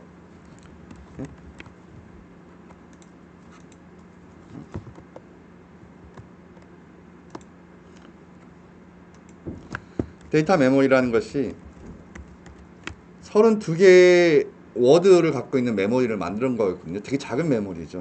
근데 여러분들 아시겠지만 레지스터 파일에도 32개의 레지스터 파일 30비트 데이터가 있는 거 아니에요? 30비트 데이터가 있는 거잖아요. 레지스터 파일에도. 그러다 보니까 똑같이 파일 어레이로 요 어레이를 선언했죠. 근데 1번부터 31까지가 있죠. 0은 빠졌네요. 왜 빠졌을까요? 레지스터 0은 메모리가 아니잖아. 실제로는 항상 0을 포함하고 있는 상수잖아. 그러니까 어레이로 1부터 31까지만 주어진 거예요. 이렇게 아시겠죠? 그리고 자 우리가 알고 있는 정보로는 RN1은 RS 그러니까 이게 A1, A2 얘는 A3 RD1은 A1에서 읽은 데이터 RD2는 A2에서 읽은 데이터 그 다음에 WN은 이제 A3죠. 쓸 레지스터의 주소가 들어가는 거고 그냥 쓸 데이터가 되겠죠. 그리고 레지스터 32개가 있는데 요 하나 제로 레지스터는 빠졌어요. 메모리가 아니기 때문에. 다만 그래서 주소 이제 레지스터 주소가 들어올 때 RN1 A1이 들어갈 때 A1에 들어왔을 때 얘는 0인 걸 먼저 체크해야지. 0이면 이 어레이를 접근하는 게 아니라 0이면 그냥 0을 리턴해야지. 항상 0이니까. 그죠? 레지스터 제로는 항상 0을 갖고 있기 때문에 레지스터 주소가 0이야? 그럼 0이야 너는. 그 다음에 그런 0이 아니면 이제 파일 어레이, 레지스터 파일 32개 중에 31개 중에서 어떤 건지를 읽어서 반환하면 되겠죠. 두 번째 주소 A2도 마찬가지예요. A2도 0이니? 0이면 너 그냥 무조건 0 가져. 그렇지 않으면 이제 어레이 31개 중에서 하나를 골라서 주소대로 1이면 1번째 레지스터 값 리턴하는 거고 2면 2번째 레지스터, 두 번째 레지스터 값을 리턴하는 거겠죠. 그냥 이런 식으로 해요. 그냥 오레이지만 붙었을 뿐이지 여러분들이 C에서 짜는 거랑 똑같은 거예요. 여기는 이 오레이지 구문 안에는 여러분들이 C로 봤던 그런 구조와 다를 바가 없어요.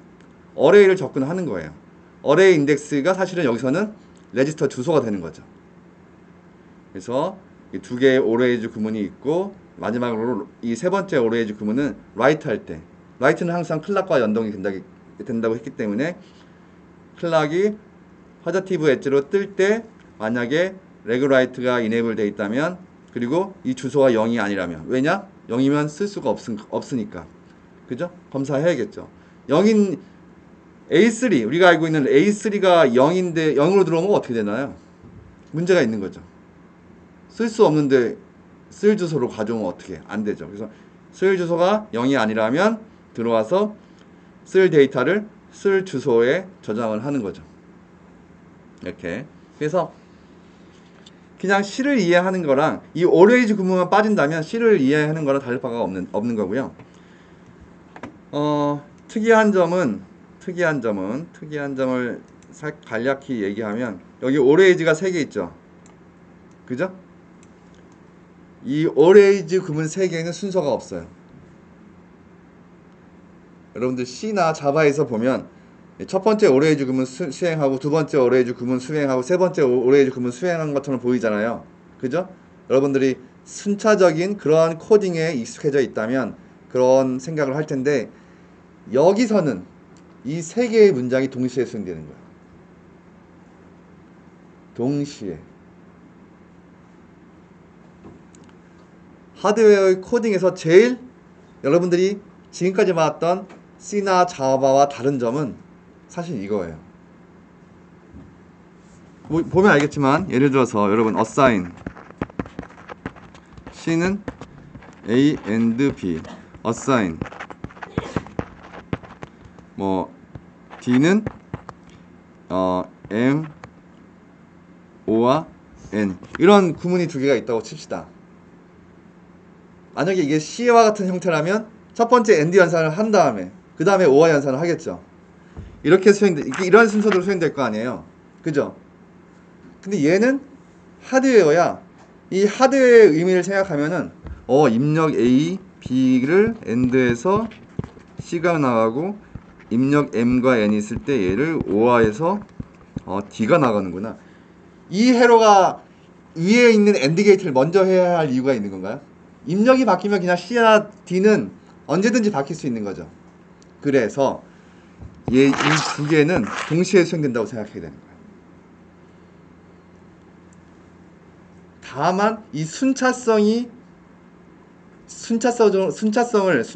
동작을 보장해 줄 때는 언제냐? always 구문 안에서만 순차적으로 수행된다는 걸 보장해줘요. 그래서 이 세 개의 always 구문은 동시에 수행되지만 always 구문 안에서는 if 얘 먼저 하고 else 먼저 그 다음에 하고 이런 식으로 이 순차적으로 수행되게 돼 있어요. 요 안에서만 always 구문 안에서만 순차적으로 수행이 된다.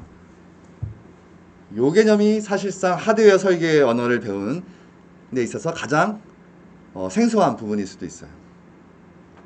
근데 하드웨어에 대한 회로의 개념은 조금만 더 생각해보면 이와 같은 구조를 생각해본다면 얘가 AND를 하라는 게 먼저 위에 있다고 해서 AND를 먼저 할 필요는 없는 거구나. 그런 식으로 이해를 할 수가 있겠죠. 그리고 롬은 진짜 간단하죠.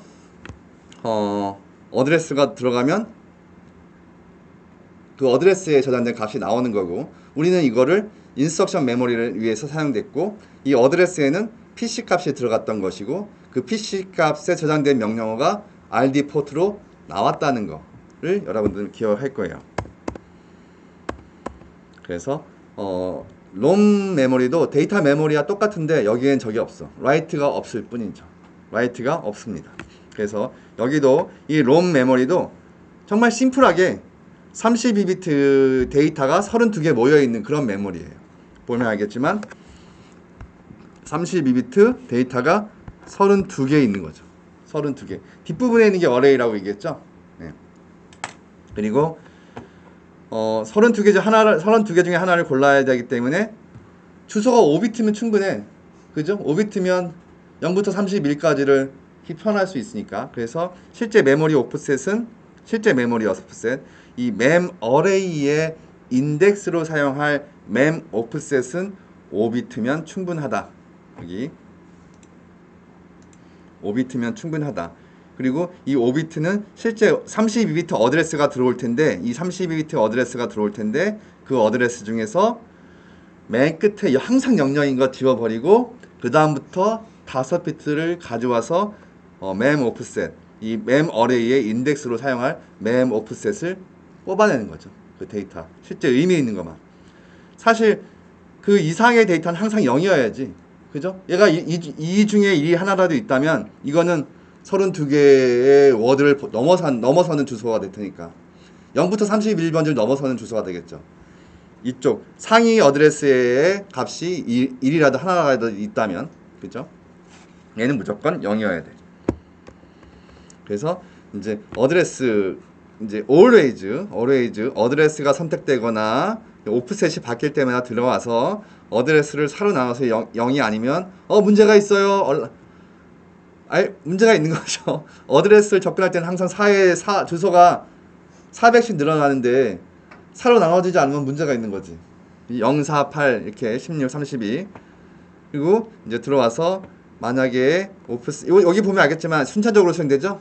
여기 always 구문 안에서만 순차적으로 수행이 되는 거예요. 그래서 이제 어드레스 셀렉트가 1이면 들어와서 케이스 이제 오프셋 인덱스에 따라서 이 롬 메모리의 인덱스 0이면 요 데이터가 데이터 아웃으로 나가고 1이면 요 데이터가 데이터 아웃으로 나가고 2면 요 데이터가 데이터 아웃으로 나가는 거죠. 요게 이제 메모리인가요? 멤 어레이의 인덱스 역할을 하고요. 인덱스가 바뀔 때마다 여기 첫 번째 명령어가 여기 있는 거고 두 번째 명령어가 여기 있는 거고 세 번째 명령어가 여기 있는 거예요. 그렇죠? 그리고 잘 보면 이제 여기에 숫자를 기수하는 방법이 있어요. 여기 앞에 6이라고 써 있는 것은 비트 폭이에요. 비트 폭 땅 콤마 찍고 D는 10진수 6비트 값 35. 얘는 6비트 값 35. 얘는 5비트 값 10진수 0, 5비트 값 10진수 2, 16비트 값 10진수 4라는 뜻이에요. D가 데시말이거든요. 그래서 6비트, 5비트, 5비트, 16비트 합치면 32비트잖아요. 총 32비트. 그래서 이 총 32비트 데이터가 데이터 아웃으로 나가는 거죠. 근데 상위 6비트는 35, 10진수로 35. 그 다음 5비트는 0. 그 다음 5비트는 2. 그 다음 16비트. 이미디에이트 명령어가 이미디에이트 필드겠죠. 이 값이 살아난 뜻이에요. 얘는 딱 봤더니 오피코드 32구나. 이거 오피코드겠죠. 앞에 있는 6비트는 다 오피코드인 거예요. 오피코드. 다 이 6비트짜리는 오피코드. 로드 명령어구나. 그럼 이건 다 오프셋이겠네. 오프셋. 얘는 0이네. 알타임 명령어겠네. 알타임 명령어면 3개의 rs, rt, rd가 들어가고 시프트 어마운트, 펑션 필드. 맞죠? 이렇게 표현해서 이 명령어들을 고정해서 여기 메모리에 넣은 거예요. 그리고 오프셋이 바뀔 때마다, 주소가 바뀔 때마다 메모리 밖으로 나가는 그 명령어들이 읽혀지는 데이터 값들이 다 바뀌겠죠. 이렇게 해서 인스트럭션 메모리도 우리가 기술을 할 수가 있는 거예요. 지금은 약간 좀 복잡하고 이해가 안 되는 부분도 있겠지만 조금 공부하면 C 언어와 굉장히 유사한 구조를 갖고 있기 때문에 정말 어렵지 않게 배울 수가 있고, 다른 그 하이 레벨 클래스의 C++나 뭐 자바 다양한 개념을 갖고 있는 그런 것보다는 오히려 하드웨어에 대한 개념만 있다면 좀 더 쉽게 배울 수 있을지도 모르겠어요. 이렇게 돼서 다시 한번 이 부분을 자세히 해석해 보면 이거예요.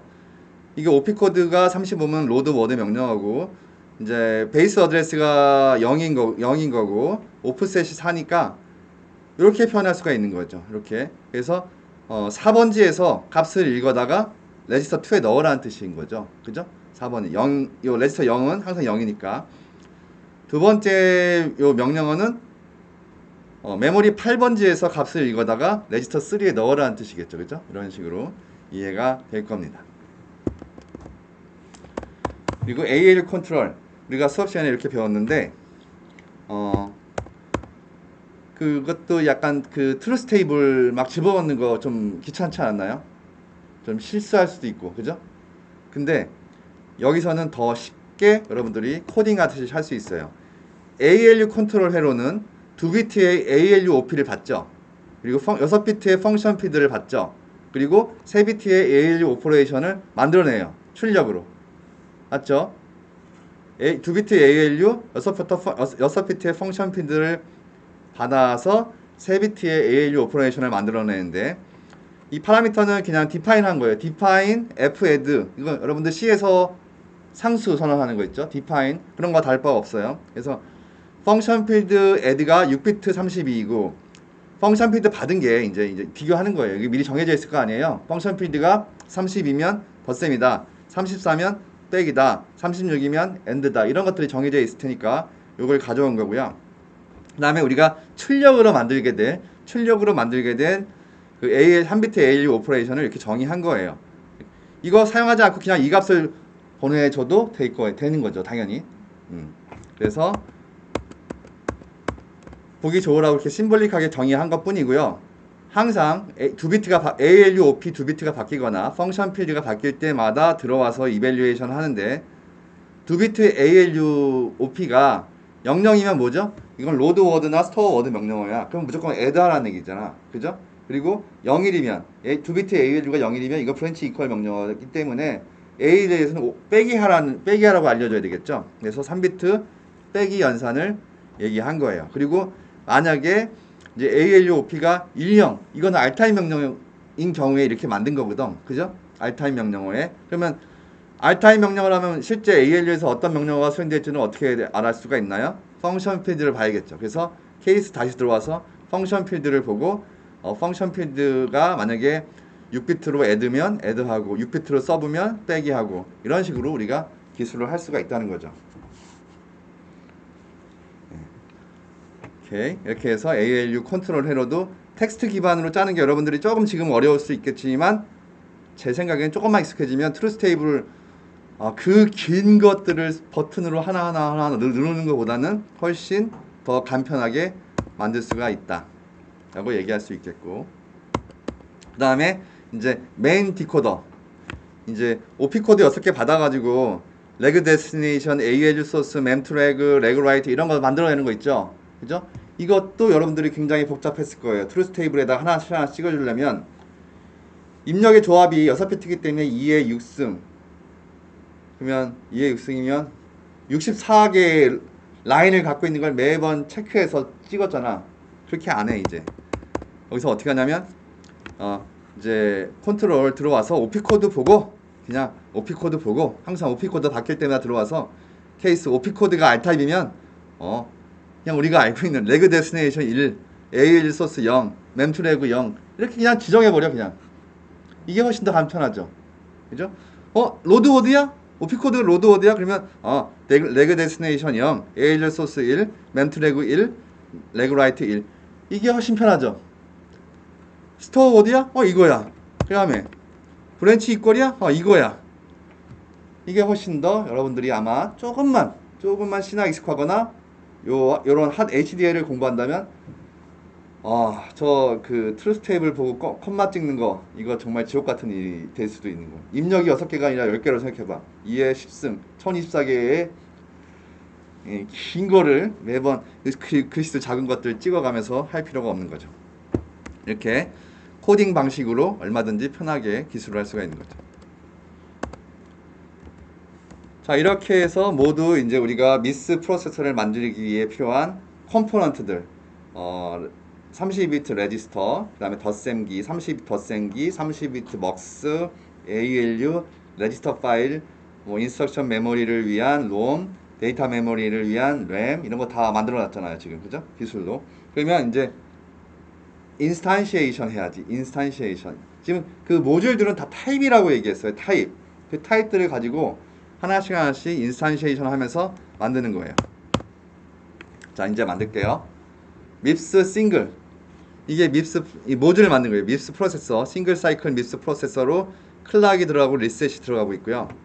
여기 보면, 오피코, 인스트럭션은 32비트예요. 그죠? 32비트 와이어. 전선이죠, 전선. 이 와이어는 전선이라고 생각하면 돼요. 그냥 선.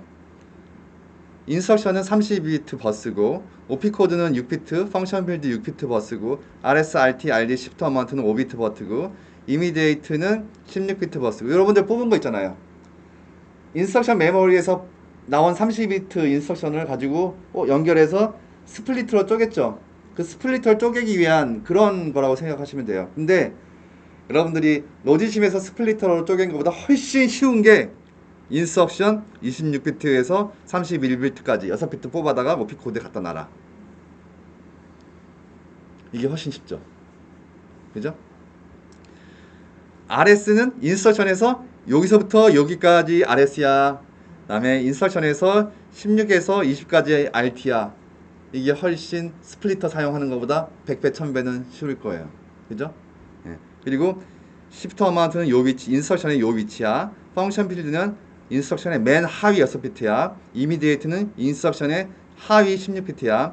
점프 오프셋은 인스트럭션의 하위 26비트야. 이렇게 기술할 수가 있다는 거죠. 그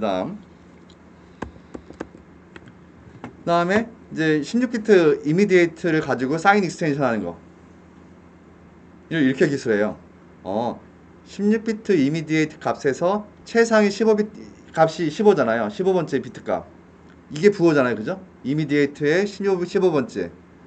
이 부호 값을 16번 반복해서 그 위에다 붙여. 특이한 노테이션입니다. 특이한 노테이션.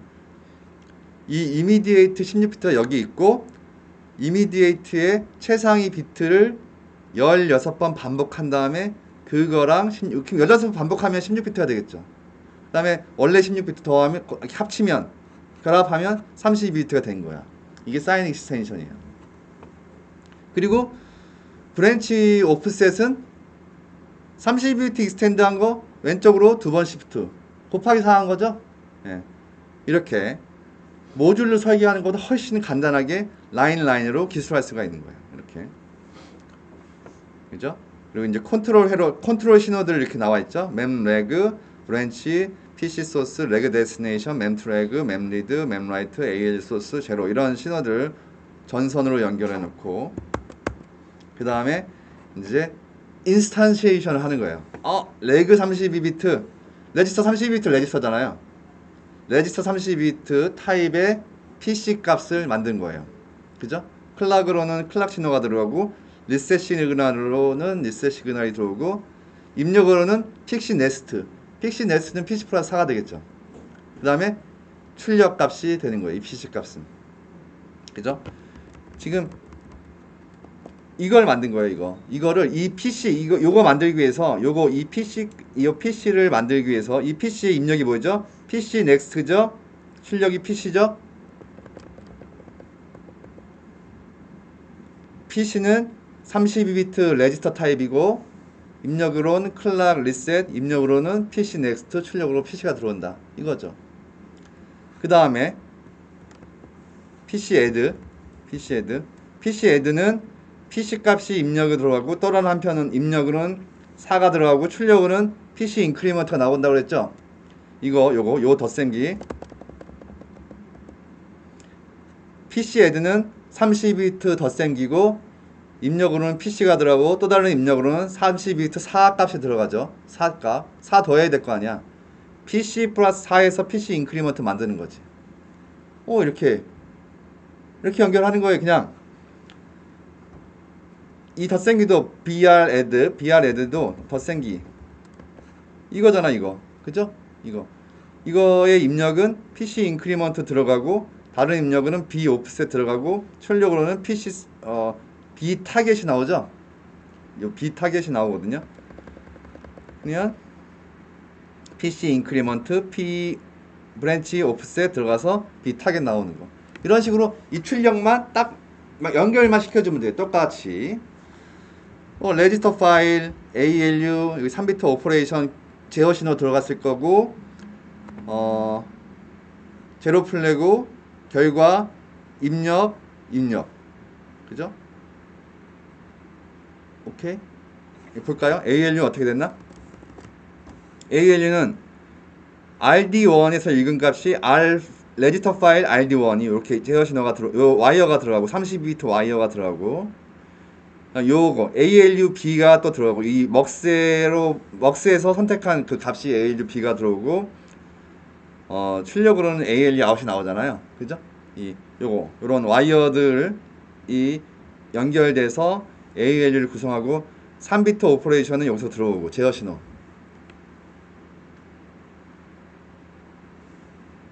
그죠?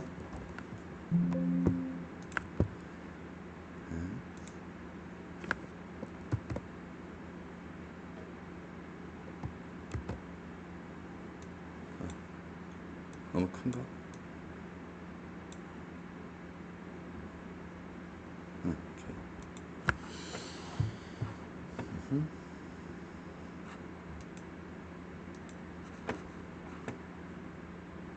보면, 그래서 요 ALU는 여기 ALU 타입이고, 제어 3비트 오퍼레이션 제어 신호 들어오고, 여기 제어 신호죠. 그리고 레지스터 파일에서 읽은 첫 번째 값 R 파일 리드 1이 들어오고, 그 다음에 먹스에서 선택된 그 값이 ALUB로 들어오고, 출력으로 ALUOut, 그죠? 그 다음에 제로 플래그 나오죠. 그리고 자, 요 ALUOut은 또 어디로 가는지 볼까요? ALUOut은 먹스 쪽으로 들어가죠. 그러면 요 ALUOut이 먹스의 입력으로 사용됐을 거예요. 어디 있을까요?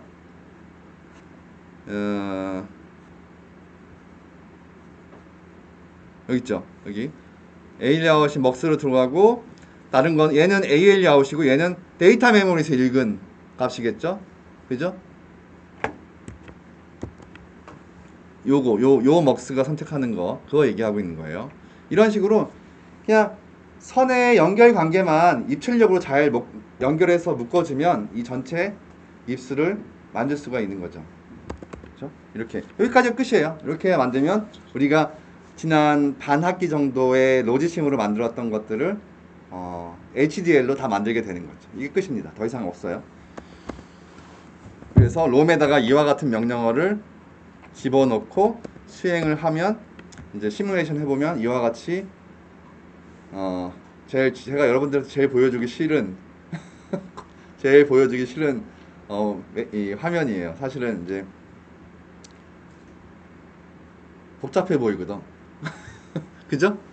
네, 여러분들이 복잡해 보이니까 저거 어렵겠네, 그런 느낌을 줄까봐 이제 제일 보여주기 싫은 화면이긴 하지만, 신호 간의 관계들을 다 파악할 수가 있어요. 이 맨 위에가 이제 클락이 뛰는 거죠. 클락이 뛰고 하면서 프로그램 카운터가 이제 4씩 증가하고, 이런 것들을 이 전체 화면에 다 볼 수가 있어요. 한 화면에 모든 시그널의 움직임을 다 볼 수 있기 때문에 여러분들이 정말로 잘 동작하고 있는지 안 하는지를 검증할 수가 있게 되는 거죠.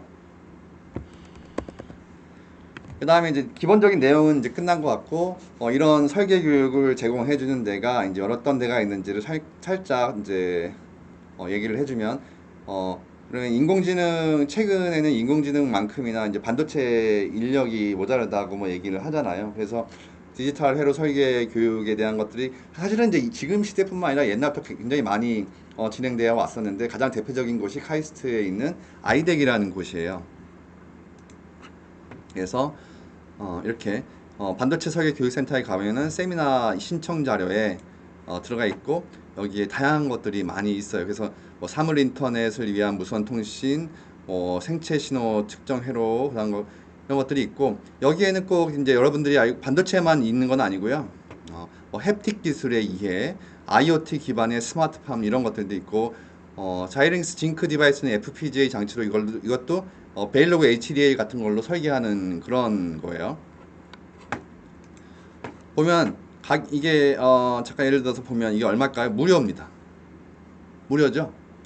공짜 교육을 회원 가입만 하면 다 할 수가 있어요. 회원 가입만 하면 심지어는 VOD 서비스도 있어. 그래서 여기 보면 여러분들이 최근에 딥러닝 기반의 자연어 처리 심화학습도 볼 수 있고요. 다 볼 수 있어요. 유튜브로도 볼 수 있고 영상으로도 볼 수 있고 FPGA가 우리가 이제 이번 수업에서 했던 것들로 설계하는 게 FPGA 장치라는 거 이런 것들 대부분 다 베일로그 HDL이나 그리고 이런 걸 이용해서 우리가 회로를 설계하게 되는 거예요. 먹을 수 있는 디코더 이런 것들이죠. 시스템 반도체, 그 다음에 FPGA를 이용한 뉴럴모픽 시스템. 왜냐하면 최근에는 인공지능이 이제 많이 대두되고 있지만 연산 능력이 인공지능을 효과적으로 이제 여러분들 인퍼런스라고 하죠. 인퍼런스. 그 학습한 다음에 실제 적용하는 거. 오브젝트가 무엇인지 파악하는 것들을 이제 인퍼런스 추론이라고 하는데 이 추론하는데 엣지에서 돌아가다 보니까 연산의 효율성이 굉장히 중요한 거죠. 그래서 기존에 알고 있는 CPU로 하기에는 좀 역량이 모자르니까 전용 하드웨어 칩을 만들어요. 에너지 효율적이고 빠른. 그래서 최근에는 이제 그런 하드웨어로 이제 딥러닝 가속기 같은 것들을 연구하는 부분이 굉장히 많고 거기 보면 인공지능 반도체가 대부분 그런 이유로 이해를 하면 됩니다. CPU 설계 응용 이런 것들 보면 이제 우리가 봤던 거와 크게 다르지 않아요. ALU 만들고 컨트롤 블락 만들고 이런 것들 이렇게 이런 것들 대부분 공짜로 제공이 되고 있기 때문에 여러분들이 보고 싶은 게 있다면 한번 보면은 베일로그 HD 여기 있죠. 텐서플로우도 있고 신경만 고성능 이런 것도 있고 CPU 설계도 있고 텐서플로우 아두이노도 있고 VHDL고 인공지능 반도체 있고 여기 보면 꼭 그 하드웨어 설계만 있는 게 아니라 다양한 강의들이 있어요. 가끔 나쁜 강의도 있지만 그지 같은 강의도 있지만 상대적으로 가격이 싸니까 굉장히 좋은 거고 여러분 아까 제가 그 징크 디바이스 예를 들어서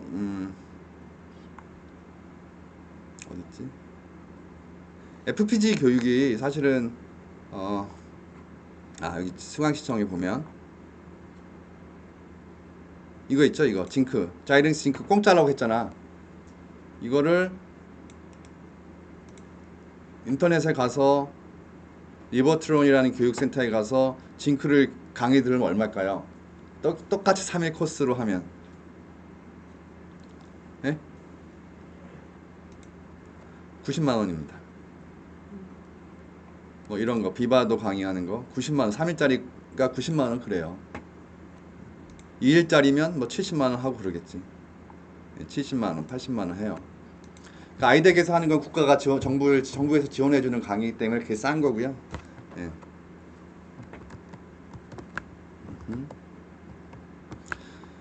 그다음에 뭐 반도체 설계 인력 양성 뭐 이런 것들도 뭐 좋은 회사 카이스트에서 운영하고 있는 거라서 그나마 좋은 회사들을 모아서 이제 설계 교육을 한 다음에 취업을 시켜주는 프로그램이 있고 그 다음에 뭐 온라인 강의도 되게 많이 나와 있고 잡에 대한 직업에 대한 얘기도 최근에는 굉장히 많이 있어가지고 잡코리아나 뭐 이렇게 여러분들이 이미 알고 있는 그런 구직 사이트에 가보면 이런 것들이 굉장히 많이 있고 제가 봤을 때는 그 연봉 자체도 조금 일반적인 소프트웨어 엔지니어보다는 조금 더 높을 수 있다라고 생각이 들고요. 6분 남았는데 리모트 데스크탑으로 제가 짧게만 얼마 안 남았지만 실제로 구동되는 거 실제 설계 툴을 살짝 보여드리고 끝나도록 하겠습니다.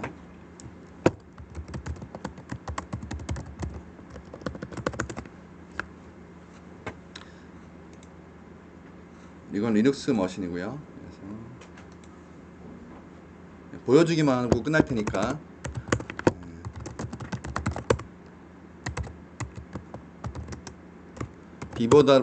이바도라는 AMD 이제 그 FPGA에서 만든 툴이에요. 자이링스 툴.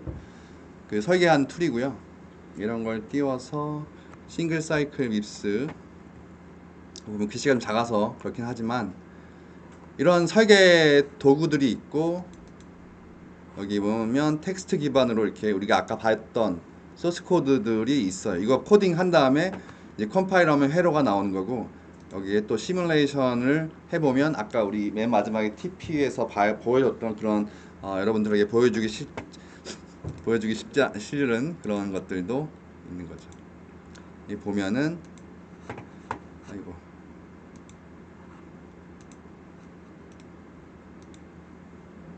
이제 그 클락이 뜨면서 인스트럭션들이 나오는 것들도 볼 수 있고요. 오피 코드 35 보이나요? 여기 35, 35. 그다음에 0 오피 코드 이거 알타임 명령어가 3개 뜨는 거죠. 클락이 뜰 때마다 바뀐 명령어니까 RS, RT, RD 값의 변화도 다 볼 수 있고 뭐 이런 식으로 보면서 회로의 동작을 평가하고 이제 디버깅 할 수 있는 거죠. 예. 그리고 실제 HDL로 언어로 이렇게 코딩해서 했지만 스키매틱을 보면 회로를 보면 회로가 만들어진 회로도 회로도 볼 수 있는데 이렇게 하면은 여기가 뭐냐 이렇게 뭐 인스트럭션 메모리 여기는 뭐 이런 것들 이건 애더 덧셈기 이렇게 회로가 만들어지는 것도 볼 수가 있어요. 실제로